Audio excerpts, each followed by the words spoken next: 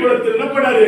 மாட்டு கொட்டையில அருமையானவர்களே, அந்த ஏரோது ராஜாவும் பிலாத்தும் ரெண்டு பேர் பிரிஞ்சிருந்தாங்க. எலி கூட போல இருந்தவர்கள் அந்த நாட்கள்ல இவர் இயேசுவை கொலை செய்யும்படி, இயேசுவை தண்டிக்கும்படி ரெண்டு பேரும் ஒன்றாக சேர்ந்து விட்டார்கள். நான் சொல்றது நான் சொல்றதுல கவனிக்கிறீங்களா?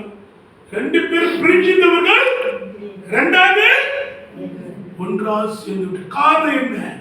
இயேசுவை கொலை செய்ய வேண்டும். ஏனென்றால் அவர் யூதருடைய அரசன், அவர் அற்புதம் செய்கிறார், அடையாளம் செய்கிறார், நியாயப்பிரமாணத்தை மீறுகிறார், மோசேயுடைய கட்டளையை மீறிவிட்டார். அதற்காக தான் அவர் கொலை செய்ய வேண்டும் என்று சொல்லி பராபரசை விடுதலை செய், இயேசுவை கொலை செய். அல்லேலூயா, அல்லேலூயா. எல்லாரும் சொல்றாங்க, எப்படியாவது பராபரசை விடுதலை செய், இயேசுவை கொலை செய். என்ன காரணம் கேட்கிறார்? அவர் அற்புதம் செய்தார், அடையாளம் செய்தார், பல பிசாசுகளை ஓட்டினார். எவ்வளவு நன்மையை செய்து ஓவினால மோசேயுடைய கட்டளையும் நியாயப்பிரமாணத்தையும் மீறி போய்விட்டார். அவர்தான் கொலை செய்ய வேண்டும். இன்னொரு சொல்றார், இவர்தான் யூதருடைய என்னை கண்டவன் என் பிதாவை பிதாவும் நானும் ஒன்றாய். அப்போ பிதா யாரு? இவர் யூதன், இவன் தச்சனுடைய மகன், இவங்க எல்லாம் ஒண்ணு சொல்றானே. அப்ப இவன் சொல்றதெல்லாம் பொய். அதான் சொன்ன இயேசு கிறிஸ்து, இந்த தேவனுடைய ஆலயத்தை 3 நாளுக்குள்ள இப்ப இடிக்கப்பட்டு 3 நாள்ல கட்டுவேன். அல்லேலூயா, அல்லேலூயா. அப்ப என்ன சொல்றாங்க? என்னடா அவன் எத்தனோ வருஷ காலமா கட்டிடுறாங்க, இவன் 3 ஒரே நாள் இடிச்சு 3 நாள்ல அதையும் ஒரு குற்றச்சாட்டு சாட்டினார்கள். பாருங்க, இயேசுவை எப்படி எந்த நேரத்துல கண்டுபிடிச்சிருக்கிறோமா? இரவு ஈவினிங் டைம்ல. இப்ப இந்த டைம் வந்து டேட் மாறிச்சு. இப்ப வெள்ளிக்கிழமை அர்த்தம். அந்த பெத்லகேம்ல வந்து எருசலேம்ல வந்து இந்த டேட் ஆச்சு வெள்ளிக்கிழமை. வேலைக்கிழமை வந்து வெள்ளிக்கிழமை மாறிச்சு. 6 மணிக்கு மேல வேற டேட் வந்துடும். அது போல இயேசுவை கொலை செய்யும்படி, இயேசு திட்டம்படி தன்னுடைய சிஷ்யரையே பிலாத்தும் யூதர்களும் அங்கிருக்கிற மக்கள் ஒன்று சேர்ந்து காசு கொடுத்து விலைக்கு வாங்கி இயேசுவை காட்டி கொடுக்கிறாங்க. என்னை காட்டி கொடுத்தாங்க. காட்டி கொடுத்தார் 30 வெள்ளி, காசுக்காகவே கொலை செய்தாரே. காட்டி கொடுத்தார் 30 வெள்ளி, காசுக்காகவே கொலை செய்தாரே. அதனால அருமையான பாட்டு. அதனால பாவிக்கு புகலிடம் இயேசு ரட்சகர், பாரின் பலியாக மாண்டாரே. பாவிக்கு புகலிடம் இயேசு ரட்சகர், பாரின் பலியாக மாண்டாரே. கொலை செய்தாரே, கொண்டு போனாரே, கொல்கதா மலைக்கு போகின்றார். பாவிக்கு புகலிடம் இயேசு ரட்சகர், பாரின் பலியாக மாண்டாரே.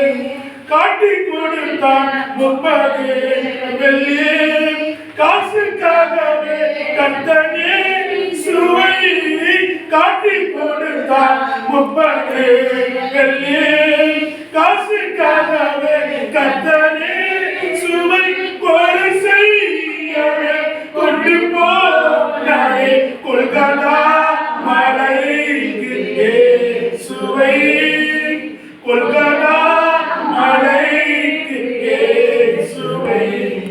காவிக்கு புகலிடம் இயேசு ரட்சகர், பாரின் பலியாக மாண்டாரே. கள்ளன் மத்தியில் ஒரு கள்ளன் போல் குற்றமற்ற கிறிஸ்து தோன்றினார். கள்ளன் மத்தியில் ஒரு கள்ளன் போல் குற்றமற்ற கிறிஸ்து தோன்றினார். பரிகாசமும் பசிதாரமும் படுகாயமும்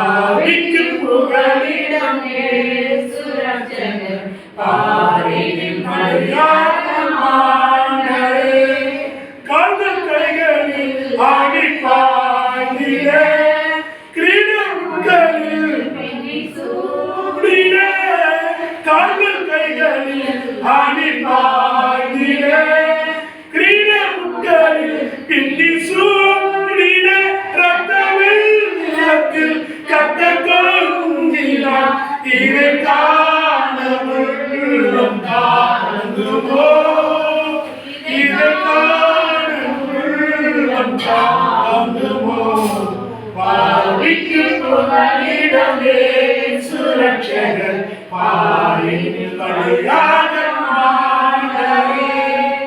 பாருங்க, யூதாஸ் காட்டி கொடுத்தான்.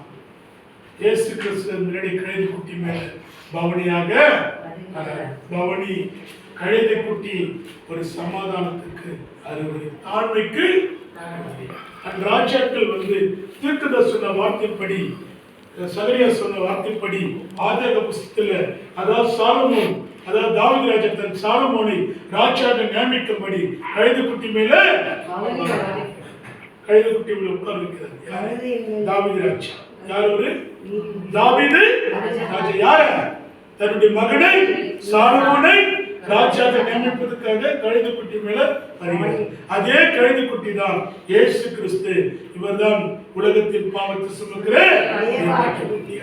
இயேசு கிறிஸ்து சொல்றாரு. இவர் எல்லாரும் சொல்ற ஓசன்னா தாவீது மகனுக்கு. இவருக்கும் ஒரு பாயிண்டாக அங்க இருக்கிற பரிசேயர்களுக்கும் ஏதோப்பார்களுக்கும் ஏரோதுக்கும் பிலாத்துக்கும் எல்லாருக்கும் ஒரு எவிடன்ஸ் வேணும். அந்த எவிடன்ஸ் தான் இவர் ராஜான்னு சொல்லுகிறார் சொல்லி இவர் கொலை செய்ய வேண்டும் சொல்லி எல்லாரும் முழுக்க விட்டு மறுநாள் ஒரு நாள்ல ஓசன்னா ஓசன்னா சொல்லி எங்களைய ரட்சியம் என்று சொன்னவர்கள் மறுநாள்ல யூதர்கள் சொல்றாங்க இவரை. அப்ப யாரை ரட்சின்னு சொன்ன தெரியுமா? பாமரை மக்கள், அறியாத மக்கள், தேவனுடைய ஆலயத்துக்கு போகாத மக்கள்.